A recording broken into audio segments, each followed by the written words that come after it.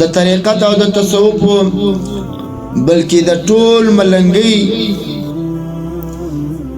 په اساساتو کې را روان وو چې طریقت او تصوف دا پر یو څو بنیادی اصول جوړ دی.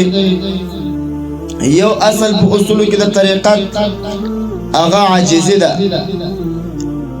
کم کسانان یا کم خلق چې د طریقت او د تصوف دعوګیر خلق دي او د ځان نسبت د طریقت و خواته کوي، د تصوف د خواته د ځان نسبت کوي او غواړي چې په ځان کې د تصوف او د طریقت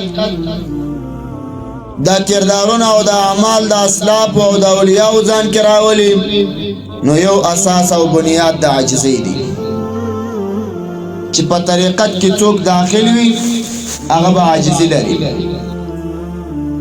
لکه رسول الله صلی الله علیه وسلم فرمایي، ما ستاسو مخکې حدیث په پیش کړي، د الله رسول صلی الله علیه وسلم فرمایي، من تواضع لله رفعه الله. کچا د الله په خاطر عاجزي وکړه الله رب الجلال برفعت ورکی، الله رب الجلال بلوی ورکی او الله رب الجلال به کمال ورکی. مقصد دا دی چې د طریقت په اصولو کې یو اصل د عاجزۍ دی. عاجزي خورا مهم شی ده. یوازې دا نه، هغه کس چې یوازې د خپل پیر سره بیعت کړی وي، عالم نه وي او کمال و مهارت نه ولري، دغه دپاره عاجزي دا ده چې د خپل پیر اطاعت وکړه، دا ستا دپاره عاجزي ده. ته د یو چا مرید یې، هغه ستا پیر دی، ستا د هغه سره د تصوف او د طریقت بیعت دی، ستا دپاره د هغه اطاعت دا عاجزي ده. ستا دپاره د هغه په اوامرو باندې ځان راویستل دا عاجزي ده. او کم کسانان چې بیا علما دي، هغه بیا ځان ته په خپل مزاج او خپل مرتبه کې عاجزي لري.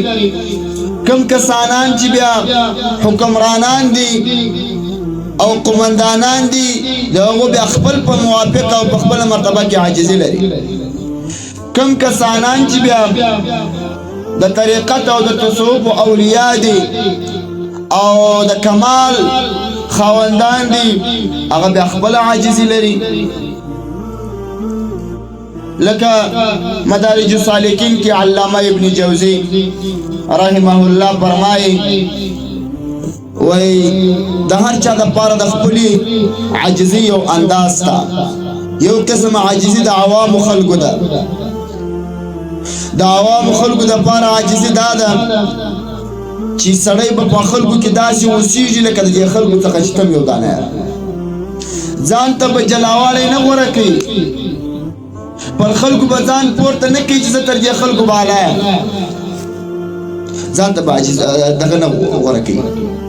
په خلکو کې به داسې اوسېږي لکه دی چې په دې خلکو کې یو دانه وي.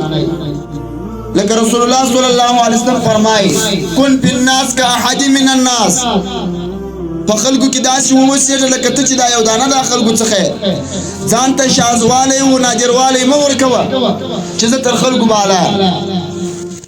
او یا دا معنا امام حسن بصری رحمه الله فرمایي، عاجزي دې ته ویل کېږي چې د کوره څخه ووځې بیا بیرته تر کوره راسي، چې څومره انسانان په مخه درځي تر دې ټولو انسانانو ته ځان کم بولې، دا انسان تر ما بالا دی.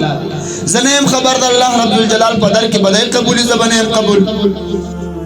یا لکه د تصوف او د طریقت اولیاء فرمایي، په طریقت او تصوف کې چې پر سړي باندې 15 کاله تېرېږي، دی به هغومره مځکې ته زور وي.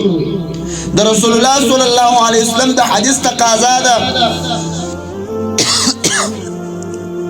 پیغمبر علیه السلام فرمایي چې عاجزي کول د الله په خاطر الله رب الجلال به علوت درکوي، پورتوالی به درکوي. نو یو خدا عوام عاجزي ده، یو بیا د خاصو ملنګیانو عاجزي ده. د ملنګ عاجزي بس دا ده چې د خپل پیر اطاعت کوو، دا ستا عاجزي ده. اطاعت نو دا نه معنا چې ستا په کوم شي کې طبیعت برابر او ته اطاعت کوې په کوم شي کې نه کوې چې د کوم کار یې درته وویل د رسول الله صلی الله علیه وسلم د اصولو موافق د پیغمبر علیه السلام د احادیثو موافق او د الله رب الجلال د قرآن موافق بس په هغه باندې عمل کوه دا ستا دپاره لوی عاجزي ده